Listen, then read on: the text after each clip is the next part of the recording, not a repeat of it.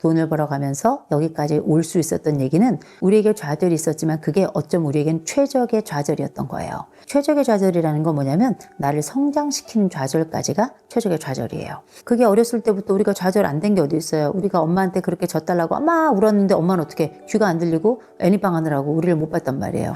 엄마가 나를 좌절시킨 거예요. 그러나 조금 있다가 그래도 엄마가 와서 아이고 우리 애기 배고팠네? 하고서는 가슴을 열어서 그 젖을 내었다. 그러면 어떻게 우리 엄마가 나를 좌절시키기도 하지만 내가 또 이렇게 울고 그랬더니 엄마가 나중에 와서 또 젖을 먹이는구나. 그렇게 때로는 좌절하고 때로는 흥분하면서 그렇게 인생의 업다운을 겪으면서 우리가 여기까지 온 거거든요. 우리가 감정이 흔들리고 때로는 이 흔들리는 감정이 나에게 때로는 무력감이나 우울감을 주거나 경우에 따라서 불안을 촉발하는 경우들도 있는데 그럼에도 불구하고 이전의 좌절 경험이 우리를 성장시켰듯 이런 우울이나 이런 감정들이 나를 좌절시키고 인생에서 낙담하게끔 하는 순간이 있을지 모르겠지만 다시 올라간다는 거 알고 있는 거 이거 되게 중요한 거예요. 영원히 크레바스라고 생각하면 이거는 답이 없는데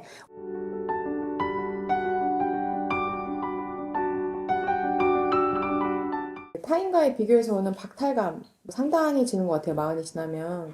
박탈감을 다스리는 방법이 있을까요? 40대의 박탈감은 생각보다 굉장히 커요. 왜냐하면 이때부터 남자는 180 이하는 싹 다 루저예요. 저희 집에는 승자가 없어요. 이런 박탈감만 있는 게 아니라 신체적인 박탈, 상대적 박탈이에요. 실질적 박탈, 절대적 박탈이 아니라 그에 비해서 내가 못 가지고 그에 비해서는 내가 키가 작고 그에 비해서는 내가 공부를 못하고 그에 비해서는 내가 돈이 없고 해요.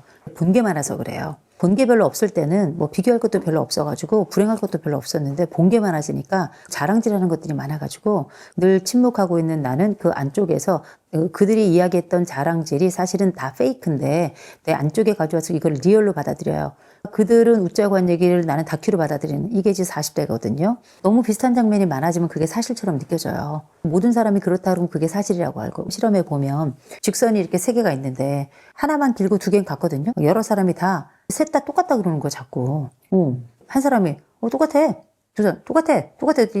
실험에 딱 참여한 사람이 똑같나? 이렇게 되는 거예요. 환경이 어떻게 나를 둘러싸고 있는가도 굉장히 중요합니다. 정신 차리는 사회 속에 사는 것도 되게 중요해요. 정신 못 차리는 사회 속에 살아가면 나도 정신을 잃게 돼요. 근데 지금 이 40대가 정신없이 성장한 사회거든요. 그 시대에 성장했던 사람들이라 인터넷 막 들어오면서 우리 정신세계가 20세기랑 완전히 달라졌죠. 거기다가 SNS라는 게 들어오면서 이 비교 문화의 정렬 그야말로 꽃을 피웠어요. 최악의 상황과 최고의 상황을 그 안에서 다 맛보도록 하니까 열탕 냉탕을 반복적으로 왔다 갔다 하니까 사람이 견딜 수가 없는 거죠. 비교 사회 속에 살아가고 비교 지옥 속에 살아간 요 세대들이 지금도 나무랄 건 없어요. 나도 다른 사람하고 늘 나를 비교하고 내가 괜찮은 사람이 너는 좀 별로인 사람이기를 바라는 그 마음이 다 있는 거니까 이제 분명한 건 있어요. 사람은 어떤 상황 속에 딱 들어가잖아요. 그러면 자기 선택을 해야 돼요. 자기 선택이라는 건 뭐냐면 내 경계를 내가 정해야 되는 거예요. 되게 중요해요.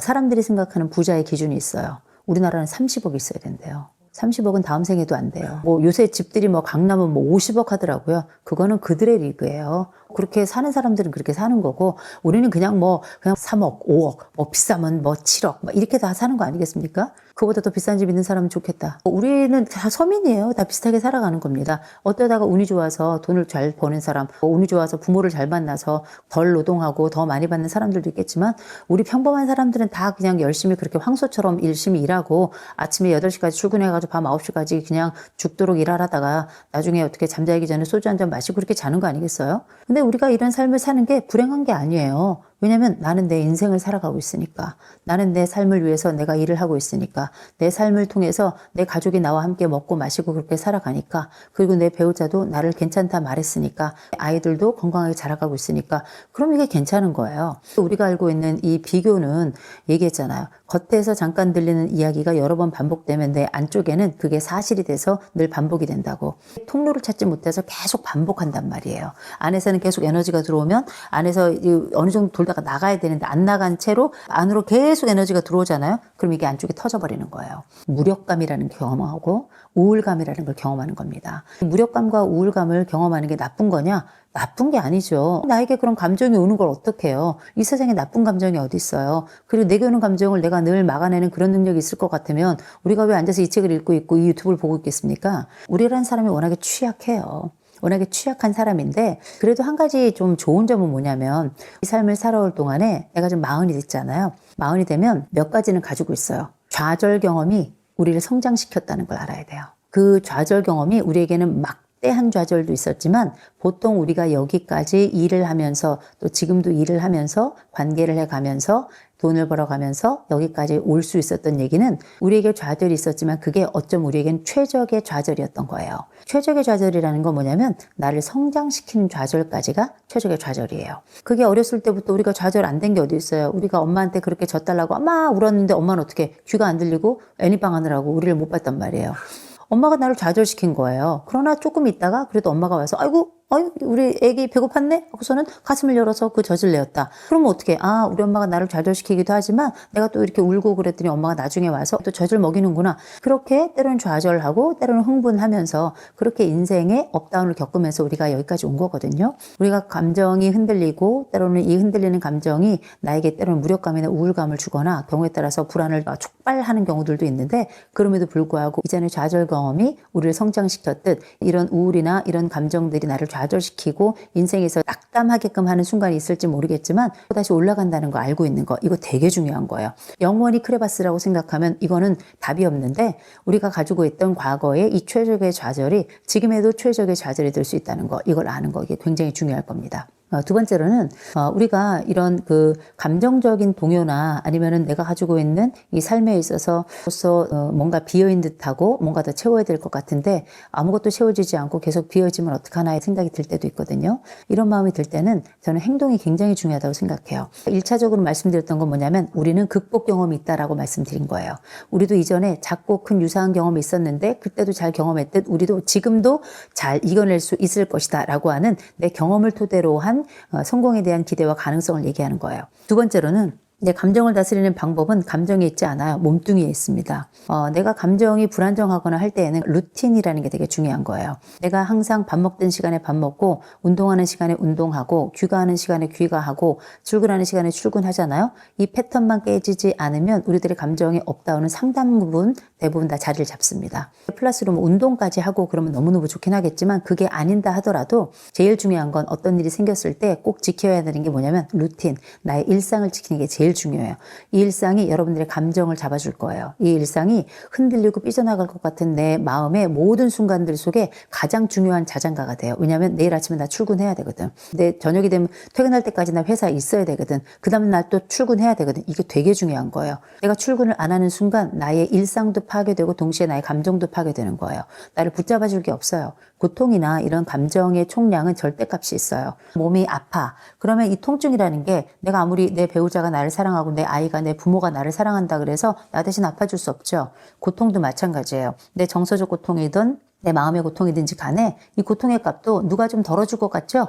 잠시 덜어줄 것 같지만 사실은 결국은 이건 절대값이 있습니다. 치료해야 될 것은 치료해야 되는 거예요. 이런 치료해야 될 값에 대해서 유일하게 건강한 게 값을 치르는 방법 두 가지가 있는데 하나는 뭐냐면 위로예요. 공감과 위로. 정서적으로 내 마음을 좀 가볍게 만들어서 내 삶이 조금 더 이 질퍽거리는 진창 속에서 약간 둥 뜨게끔 해서 나에게 안정감을 주는 바로 그런 어떤 대상이 나에게 이런 공감과 위로를 해준다면 이게 첫 번째 나에게 일시적으로 굉장히 좋은 도움이 될 거예요. 그러니까 나를 위로해주는 위로 장소, 위로 노래, 위로 친구, 위로 음식 이런 거 너무너무 좋거든요. 활용해 보시면 너무 좋고요. 위로를 딱 받고 막 울고 나잖아요. 잠깐 마음의 위로는 됐는데 돌아보면 문제는 그대로 있어요. 또 내 감정도 또 다시 출렁거리고요. 감정이 너무 심하게 울렁거릴 때 마치 배 탄 것처럼 토할 것 같잖아요. 그래서 너무 힘들 땐 막 토하는 사람들도 있거든요. 저희 상담 현장에서도 막 이런저런 얘기하다가 울지도 않았는데 막 토하는 분들이 계세요. 그런 일을 몇 번 겪고 나서 상담하는 공간 옆에 관광버스처럼 비닐을 구비해 놓고 있습니다. 이상한 게 아니에요. 그럴 수 있잖아요. 인생에 다 구토가 나는 시점이 있으니까. 제가 마지막으로 말씀드리는 게 있어요. 우리가 가지고 있는 정서는 정서로만 해결되지 않는다. 친구로만 해결되지 않는다. 결국은 내 가지고 있는 총량에 대한 절대값과 고통의 값은 내가 결국은 어떤 식으로든지 간에 치러야 되는데 그 치러야 되는 값은 저는 반드시 운동 같은 거 꼭 해야 된다고 생각해요. 정신은 정신의 것으로 영혼은 영혼의 것으로 되는 게 아니고요. 정신과 영혼도 다 몸뚱이 소속이라고 저는 그렇게 믿습니다. 몸이라고 하는 게 우리가 예를 들어서 고문당한다고 생각해 보세요. 우리가 안중근이야, 윤봉근이야. 저는 절대 그런 위인들이 될 수 없어요. 누가 저를 이렇게 막 하잖아요. 전 바로 나는 고문을 하기 전에 부를 것 같아. 물론 이제 의지를 가지고 뭔가를 해야 되는 시점이 있다면 저도 뭐라도 하려고 애를 쓰긴 하겠죠. 그러나 사람이라고 하는 게 몸이라는 게 얼마나 중요한지 알고 있어야 돼요. 그래서 우리가 건강한 창구 중에 특별히 정신건강을 만들어가기 위해서 상담하는 사람들이 늘 제안하는 것 중에 하나가 매일 하루에 한 번 나가서 동네 3번째 전봇대 찍고 오십시오. 이런 얘기 하거든요. 내가 힘들 땐 그 전봇대 찍고 오는 거예요. 힘들 땐 그 전봇대 찍고 오는 거예요. 가는 길에 오는 길에 우리를 생각으로만, 몸으로만 움직이는 게 아니고요. 이 수많은 것들이 우리에게 뭐라고 이야기냐면 지나가는 숲이, 지나가는 바람이, 지나가는 전봇대가, 지나가는 사람이, 지나가는 횡단보도가 다 뭐라고 우리한테 얘기하냐면 지나간다, 지나간다, 지나가 이렇게 얘기를 하고 있는 거예요. 진짜 걔네들이 지나가니까 우리가 가지고 있는 정신적인 무게가 많이 가벼워지는 거예요. 우리가 가지고 있는 이런 몸에 대한 타격과 충격 있죠. 이건 뭐하고 비슷한 거냐면 머리가 너무 아파. 저기서 누가 나를 꽉 꼬집어. 그럼 어떡해? 두통이 없어져요. 순간. 이게 너무 아파가지고 잠시 어떤 것을 잊게 만드는 데는 몸의 움직임이 최고예요. 저는 무슨 일 있을 때 무조건 뛰어라, 나가라 이런 얘기 하거든요. 마찬가지로 우리가 감정이 많이 흔들릴 때 무엇을 해야 되냐. 그래서 어떤 분은 막 쓰잖아요. 어떤 분은 막 그려. 어떤 분은 막 뜨개질을 해. 다 괜찮아. 행위예요. 행위가 너희를 구원할 것이다. 저는 이렇게 말씀드립니다. 이런 단순한 것이 우리의 이 복잡한 이 머리세계 속을 구원할 수 있을 것인가? 정신은 정신을 구원할 수 없다. 오히려 행위가 정신을 구원할 수 있다. 이렇게 믿는 사람입니다. 이런 행위가 나중에는 정신에게 말을 걸고 건강해진 정신이 나의 아픈 정신에게 또 다른 말을 걸 수 있다고 저는 믿는 사람이거든요. 인간의 모든 상황은 다 수정이 가능합니다. 저는 그렇게 믿는 사람이고요. 또 내가 완벽한 수정이 아니더라도 1%의 변화도 이 사람에게는 영향을 미칠 수 있는 부분이거든요. 내가 가지고 있는 어떤 것들을 정서적인 상태가 불안하거나 혹은 내가 가지고 있는 감정적인 흔들림이 굉장히 강하다 싶을 때에는 여러 가지 방법이 있을 수 있겠지만 이 몸에 대한 이 중요성을 빼놓지 말고 여러분 몸뚱이로 할 수 있는 무엇이든지 해라. 달리건 구부리건 앉건 헤엄치건 매달리건 아무거나 해라. 대신 규칙적으로 해라. 이 말씀을 드리는데 규칙적으로 하는 것 중에 하나가 옆 동네 3번째 전봇대 찍고 오라 그러는데 무조건 한 군데 딱 정해놓고 터치다운 하고 오면 내가 거기로부터 또 한 번의 나의 성장과 성취를 한 거예요. 이것만으로도 나의 그런 비굴함 감정과 비참해진 심정과 그 다음에 어디 가서나 비교당하고 마치 열등감의 노예처럼 살아가는 감정이 일시적일 뿐만 아니라 하나의 성장 게이지를 내가 여기 딱 한번 찍고 오면서 올리는 거기 때문에 훨씬 더 나아질 거다라고 저는 확신합니다. 이것만이 답은 아니에요. 너무 힘들잖아요? 감정이 미친 듯이 흔들리잖아요? 근데 좀처럼 좋아지지 않잖아요? 이건 병난 거예요. 이건 때로는 내가 우울감 때문에 그럴 수도 있고요. 조울증이라고 하는 양극성 장애에 노출됐을 수도 있어요. 조화울이 막 반복되면 열탕냉탕을 자꾸 반복해보세요. 사람이 미치고 환장하고 팔딱 뛰는데 초기에 잡아야지. 나중에 양극성 장애 같은 경우는 만성화되면 정말 고치기 어려운 질환 중에 하나입니다. 우울증, 이렇게 약 먹으면서 많이 좋아져요. 조증, 또 약 먹으면서 많이 좋아져요. 조울증, 약 먹으면서도 굉장히 오래 갑니다. 인생에 다들 어려운 지점을 다 가지고 있지만 병리적인 건 우리의 고민하고는 완전히 다른 차원이에요. 이건 병리적인 양상인 것처럼 너무 오래 가고 감정 변화가 너무 심하고 이럴 때는 한 번쯤 전문가를 찾아보기를 전 권해드립니다.